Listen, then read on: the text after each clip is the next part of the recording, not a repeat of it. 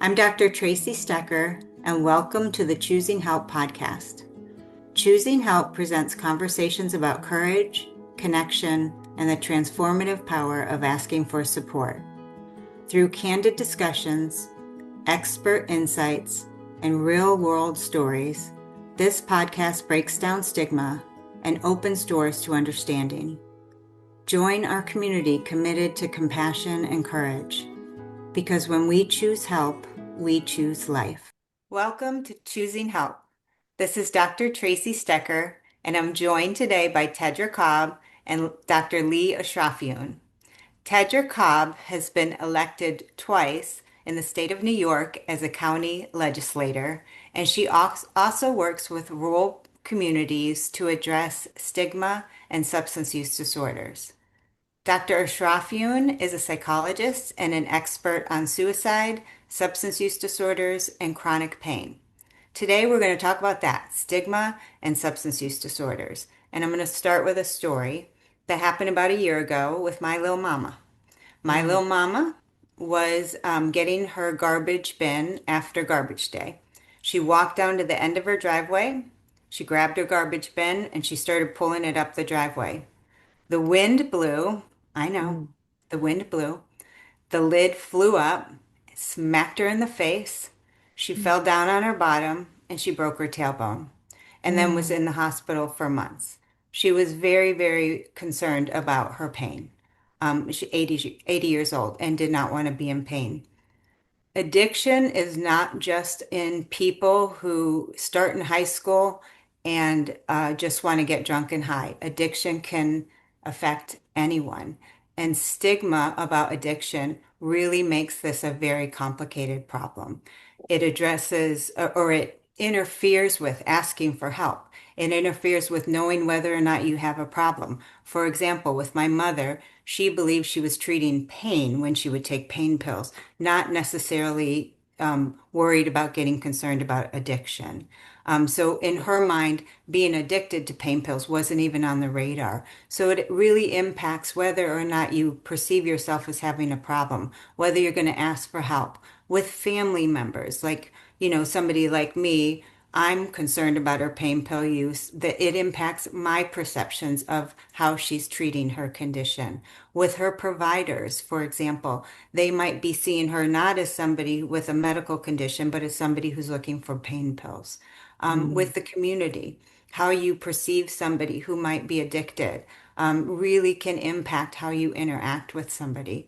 So we're here today to talk about a program that is is currently ongoing, called Community Conversations. And I would love if you would tell us a little bit about that program to combat stigma.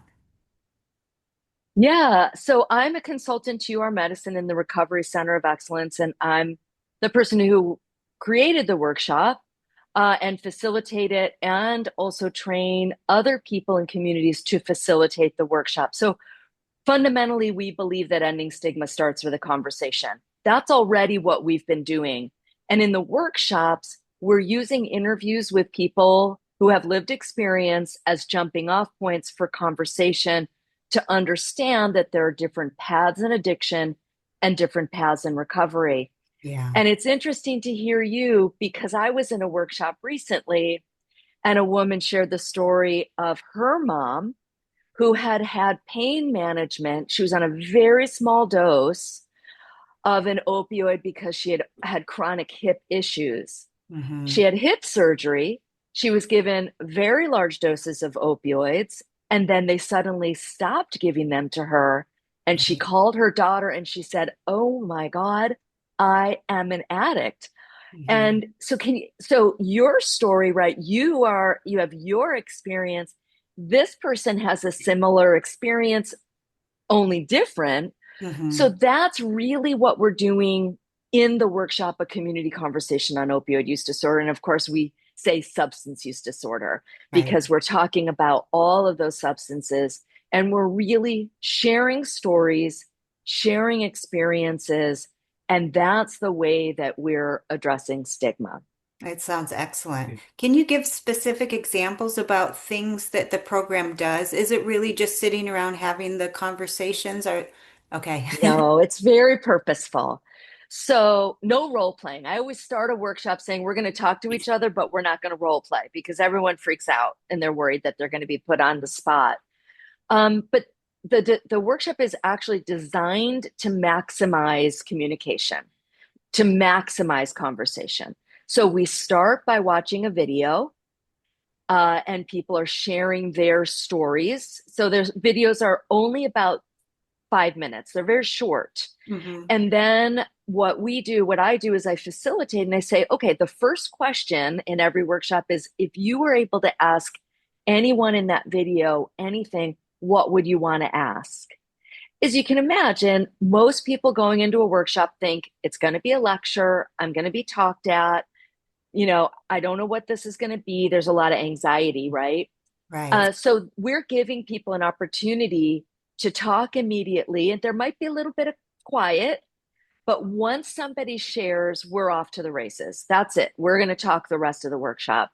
So we have a video and conversation, and then we actually get up out of our chairs and I field some questions to the group, and they can move away, they can move to strongly agree side of the room, somewhere in the middle, strongly disagree. And this really, the purpose of getting people out of their chairs is because if we sit in our chair and we cross our arms, we Yeah. really don't have to say anything, if we're uncomfortable. But if we get up and I'm looking right at each person and we're looking at each other and I see people moving around, I've had people be maybe in the I don't know. And once somebody starts talking, they start moving like, oh, I agree with that. So what we want is we want people to engage with each other in some ways physically in this case, but also in the conversation of, I know something about this illness as a brain illness. Hmm. I know something about this illness because it's a lot like diabetes, or I know something. So people are sharing their thoughts. And then we take a little break because, wow, we've asked them a lot. And then we watch another video and have a conversation.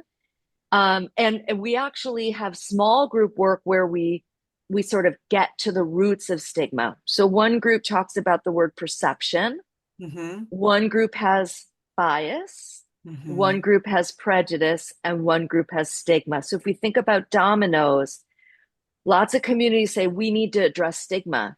Yeah. We need to back up to perception, because Yeah. if our perception is unfair, is unjust, is off, then that knocks into bias. Brr, like those dominoes, you line up Yeah. those dominoes. So you think of that. You can hear me going, brr, right? Those dominoes.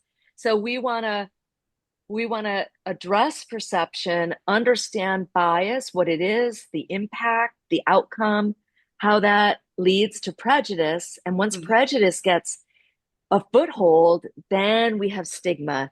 And, Yeah. when you talk about stigma, there's stigma, how I feel about myself, my fear of going to the doctor, your mom's fear of maybe saying to the doctor, I'm afraid you won't give me this medication because I'm afraid of being in pain. Right.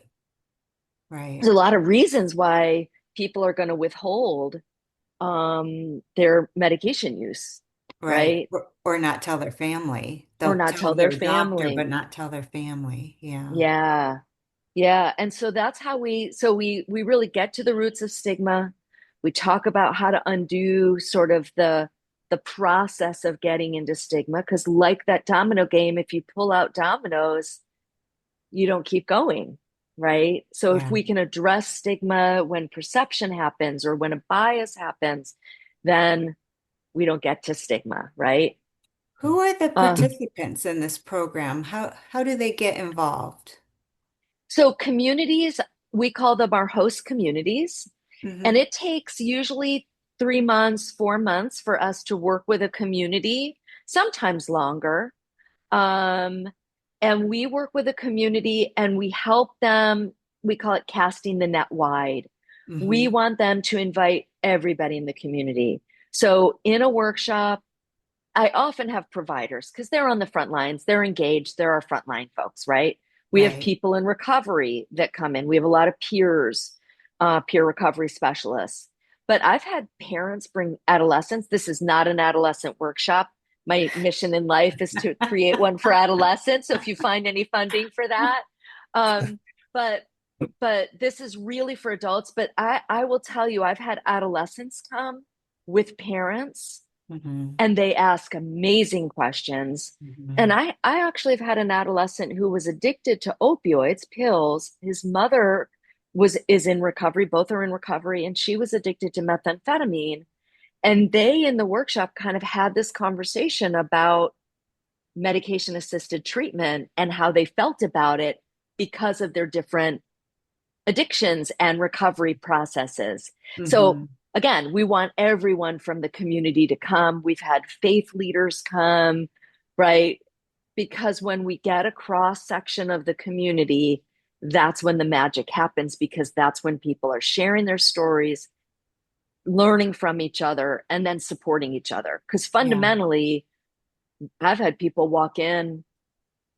I had a woman in Oklahoma come in, and we were talking about trust in that workshop when I said we move from different places. And she was in the middle of the room. It was about, do we trust somebody in recovery? Right. And she said, I have no idea what I'm supposed to do. Family members are sometimes in the middle because she said, my husband's in jail. He tells me I'm supposed to trust him. Am I hurting? Am I harming? What am I supposed to do?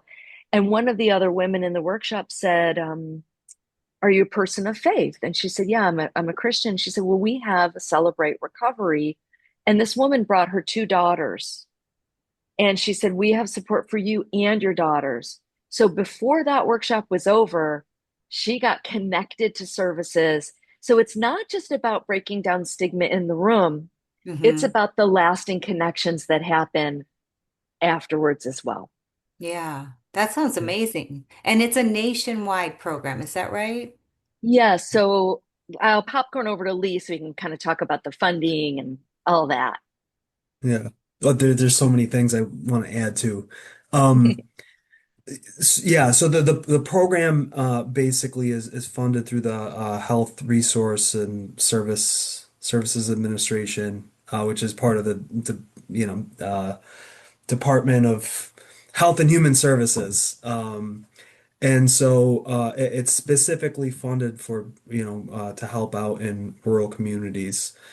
Some of the pieces that I want to kind of fill in the gaps of Tedra's sort of great overview is that, particularly related to um, who Tedra ends up seeing. So like initially she may see mostly providers, but also gets to other community members as she mentioned. But Hmm. sort of the other key piece to it is like after Tedra goes to these communities, she kind of hinted at this before too, but she provides a training for the attendees of that to be able to kind of deliver it themselves as well. And so they may be, because Tedra's only there for a couple days or something. And Hmm. so these people are actually in the communities. And so that allows them the opportunity to maybe get to people who, where we're maybe not preaching to the choir, people who Hmm. already have maybe their stigma isn't that high. They already sort of know that stigma is an issue and want to be able to address it. Um, so Tedra is able to reach some of those people, but the people who get trained to facilitate it themselves, who are in those communities, can really kind of, maybe reach a broader audience. And Right. so the program also, after Tedra does this training, it's not like she just gets up and leaves and the newly trained trainers are left to fend themselves in delivering this. Tedra provides, additional support through office hours and, even curbside consultations and stuff like that, so that they have the support and resources that they need to kind of, have this continue on as well. Yeah, I You, imagine it impacts. I'm yeah. sorry, Lee, for interrupting, No, but no. I just imagine it impacts, well, first of all, every community in our nation, but maybe even every family. Yeah, for sure. It's the weird, I was thinking about this before. So the um I'm gonna kind of get a little nerdy, I guess. The scientific aspect of it is that the best ways to sort of combat stigma are through like interventions that increase contact with people with substance use disorders and sort of educate people about people with substance use disorders that recovery is possible and there's evidence-based treatments and things like that.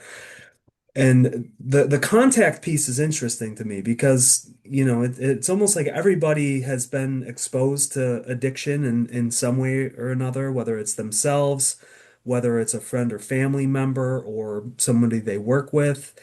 And yet, that contact, may not be enough. They're like maybe something that isn't kind of cutting through for some people. Maybe it's like, they've experienced so much pain from, the person that they interact with that they don't kind of see through like what's going on underneath. Mm-hmm. And so I think sometimes this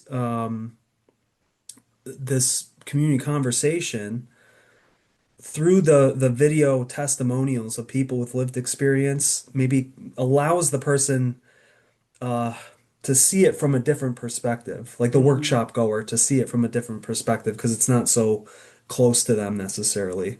Right. And so the videos and interviews really center around, how the person, how they got to their addiction, how they became addicted, their path to recovery, and sort of like, impacts that stigma has had on them and the way like, their support and community may have kind of helped them in their recovery process. Mm-hmm. And so by doing that, it allows the people who attend the workshop, I think, to see that, like you mentioned in the beginning, Tracy, that addiction can impact anyone. Mm-hmm. And it's not that, these people necessarily just choose this life of addiction. That, there a lot of times there's some, in many cases like trauma or something like that that underlie it, or, a kind of a freak accident, Anxiety, whatever sleep it may be. But disorder. there's a variety of Mm-hmm. things that can happen, and anyone can kind of, it can happen to anyone essentially. Yeah. And it allows like a human, it brings in more of a human element to addiction, rather than kind of, maybe putting that barrier up, and pushing those people away. Yeah, like that Yeah. won't happen to me. Yeah, Yeah, yeah. I think there are a couple of things. One, I do want to say something about the facilitation leaders because they are there's the sustainability of this project when it's over, right? So, but the other thing about them, I think we have almost 800 people around the country who are trained. Now, is that 800 people who are all doing the workshop? No, but we have some people who are now doing it monthly. We have some people who do it maybe in April and then during recovery month. Again, that's more than just me. That's people in their communities who are continuing to do these conversations. And to what Lee said, we have office hours. We call them facilitation leader office hours every month. People can hop on those. And then we've created this community where people will ask questions of one another. What are you guys doing? Or they'll say, hey, can you create a handout on this for us? Or can Mm-hmm. you do this? So we're kind of constantly reacting and supporting those folks who are continuing the work. So I wanted to kind of also follow up on that. I think one of the things I want to say about that, sharing stories and being in contact with people, the we when Lee said I'm going to wonk out here, right? The science, we know that if people talk with somebody in recovery, that their mind becomes open. Whether it's recovery, whether it's meeting somebody of a different color who speaks a different language, just as human beings, when Mm-hmm. we meet somebody who looks, thinks, talks differently than we do, we start to think, oh, how interesting. I've met a different person, right? Mm-hmm. So that's where those videos are really important because sort of in the beginning, we're introducing, as Lee said, this sort of the path and addiction, the path and recovery. but we would be remiss if there wasn't a call to action.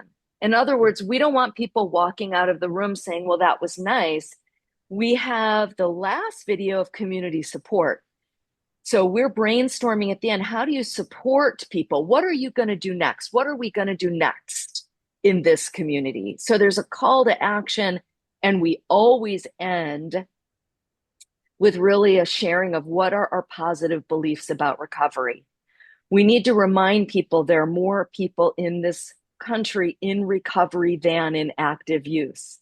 If you just looked at the press, if you just looked at the news, if you just watched TV shows, I'm not going to name any of them, right? You would think that nobody recovers. Yeah. That death is what happens. That is the path. Yeah. But the reality is there are more people in recovery than in active use.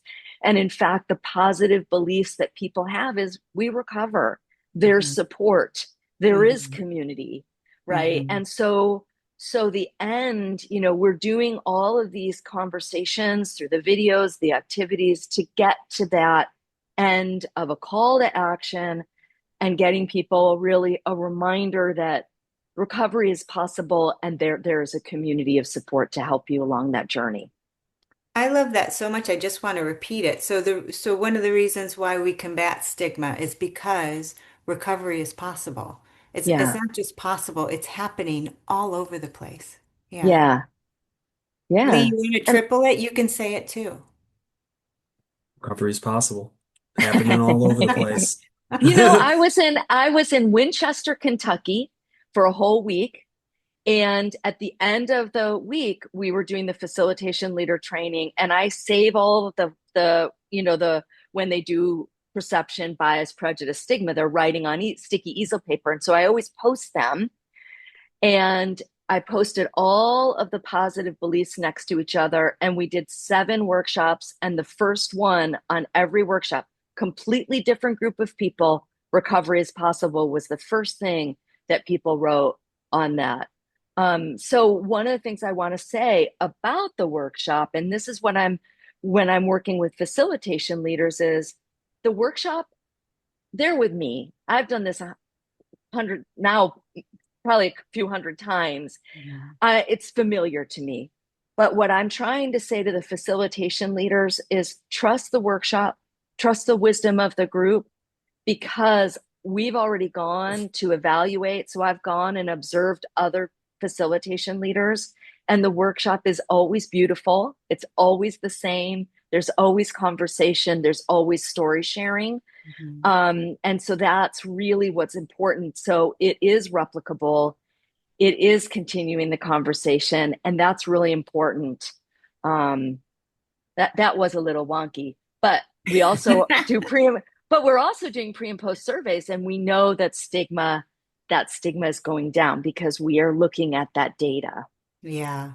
What are some of the other beliefs that change over the course of the workshop? So recovery is possible. People start to realize that. Reducing stigma helps people remember or understand that recovery is possible. What other beliefs emerge from the workshops, just as an example? I think the first thing is understanding that addiction is a disease and why we call it a disease. So in general, what I want us to think about is we're not trying to get everyone to walk out of the room feeling exactly the same. What we want is for them to hear other people, because there's so much talking at. I actually, when I was observing a facilitation leader, she started by saying, if we truly listen to one another, we move from confrontation to conversation. Yeah.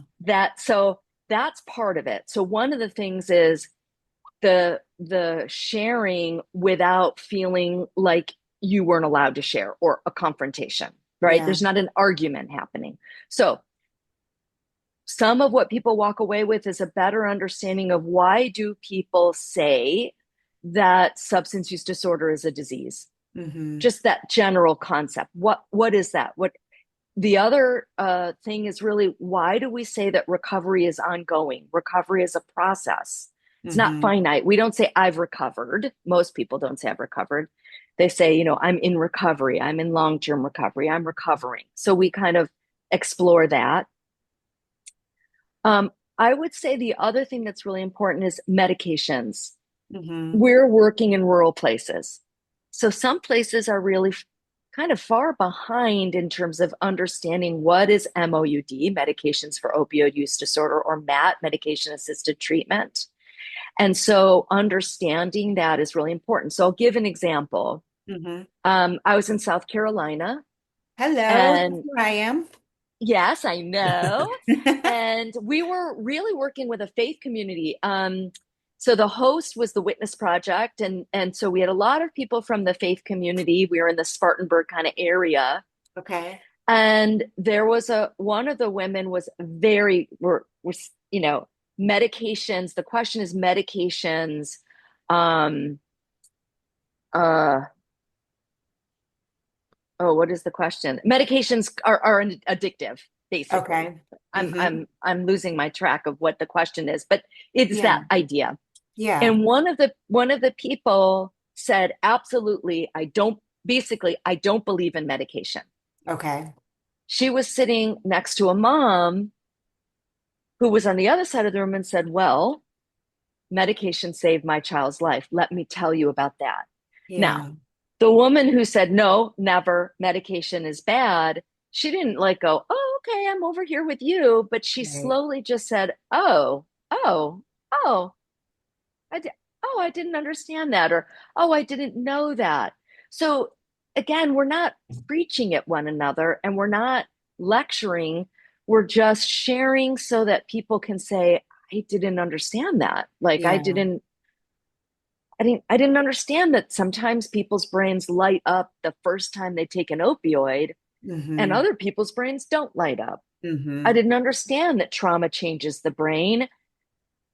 I didn't understand that medications, what they are, how they work, Mm-hmm. why they're important. That's really fundamentally what we're trying to get to. Yeah. Yeah, it brings out like an exposure to different viewpoints that you may not have been exposed to previously or Yeah. hadn't listened to because but Yeah. so like the it just creates a fertile ground to be present and listen and also kind of share your points of view as well. Yeah. I talk to a lot of people who will not go to treatment because of stigma, and they frequently are willing to change that thought a little bit if they think about it in a couple ways. They think, um, you know, overcoming. It's like I can't go to treatment because of stigma. That's what they say. I just can't admit to anybody. I can't admit it to myself. But then if they think about it, like, but people who overcome these kind of things, it's so cool. Like the participants you've met who've overcome, who are in recovery, they're joyful, they're proud. The overcoming, whatever the battle happens to be, overcoming a problem is what's cool. Hiding it and saying, I don't have it, that people see that a little bit differently, but overcoming it is cool. Overcoming an obstacle is cool. Underdogs are heroes. In every story, Yeah. the underdog is a hero. And just thinking about it in just a little bit of a different way can really tweak somebody's perspective, which it sounds like is exactly what you're witnessing. Yeah, I was in Winchester, Kentucky. I just remember this so much, speaking to your point. We were at a recovery center, which is on the main street, so right on the main street. So one of the people in the group was living on the street, Mhm. and he was sharing that he saw people going into this recovery center and they were happy and they were laughing. This is to what you've just said. How cool. Mhm. And he said, I watched them and I wanted that. I knew in my heart I wanted that. But he said, one day I said to myself, I deserve that. And Mhm. he said, that's the day I walked in and I've never looked back. And I think getting to stigma, some of that secrecy Mhm. is that feeling like I work in rural places. If I share my story or a story of my family that's struggling, then maybe I'm going to be the bad mom. I've gone from being a community leader to a failed mom, Right. right? Or I'm Right. going from a community leader to a person with an addiction. Well, I didn't know that about Tedra. My gosh, And so I rural America, we're taught to keep it on the DL, whatever our family is struggling with. Mm-hmm. So whether it's addiction or trauma or Mm-hmm. financial woes or divorce or you name it. And Mm-hmm. so, and I think stigma plays a part in all of those things for Right. sure. Um, but I think, to me, that story of I saw that people were happy, I wanted it, but Mm-hmm. one day I felt like I deserved it. I think that is just really powerful because we all deserve it. We do. Um, Yeah. yeah, We do. And the other thing about it, we're talking about community conversations and coming together in groups to see a different perspective, to see that diversity, to learn. Um, it's also true that your recovery can be completely confidential. You don't have to share it with people who have no reason to know. You can create a community for yourself, a tribe for yourself, and yeah, keep some of that experience confidential if that's where you need to be. That's also okay. I yeah. just wanted to point out it's great to have conversations and it's also great to have the boundaries where you're not going to talk about that aspect of your life. That's also okay. I mean, I think this gets to their different paths in addiction and different paths in recovery. It just Right. doesn't look Yeah. the same for everybody. I'm the president of a reentry housing, it's called Second Chance Scholars. And one of the guys in our house is in recovery. And he just said, I don't go to groups. I don't Hmm. go to NAAA. I don't want to. I do what I do. I mean, that Right. guy hustles, he works a lot. And I think that's a big part of his identity. Yeah. um, I have a brother in recovery and you know, recovery housing, sober living was amazing and helped him get back on his feet. But he doesn't participate in that community anymore. He works a lot. So I think for some people, Hmm. they may go to AA for 40, 50 years, Hmm. forever. And Hmm. for some people, they go for a time or they change or they go to smart recovery or they find a church or I Yeah. think the thing is that stigma can also be something that's within the recovery community. And this sometimes comes up in the conversations where people will say, I did it this way, therefore you should do it this way. Right. Right. And so part of our conversation is learning that, yeah, there are different paths in addiction, there are different paths in recovery, and the path doesn't look the same, and stigma can pop up in all kinds of ways. And Yeah. so being aware of when it's popping up and how and the impact. I think this was such a great conversation. I really thank both of you for being here today. I kind of kept you longer than I was supposed to, but it was so interesting. Did anybody have last minute? I was going to start Well, I to was going wrap to say we probably could have filled up, several of an hour. these. Yeah. Like this is kind of capped a little bit. There's certainly a lot to talk about, both, Yeah. in terms of stigma and also, community conversations. And we kind of hinted at like community stigma and provider stigma, and like maybe the stigma that a person with an addiction, how they view themselves as well. Mhm. But there's also the structural stigma as well, or Correct. sort of at the institutional level, Hmm. and all that kind of bleeds down to treating people with addiction like criminals versus like this health condition that we should be um really supportive of, people seeking out treatment options. um so Yeah. yeah, this was like the maybe the tip of the pinky related to Yeah. this. Yeah, it Well, just brings up so much because of Yeah. some of what we found in those pre and post surveys is that provider stigma, like hmm. stigma that providers have, I think people assume or we hope that providers won't have stigma, that providers will be welcoming.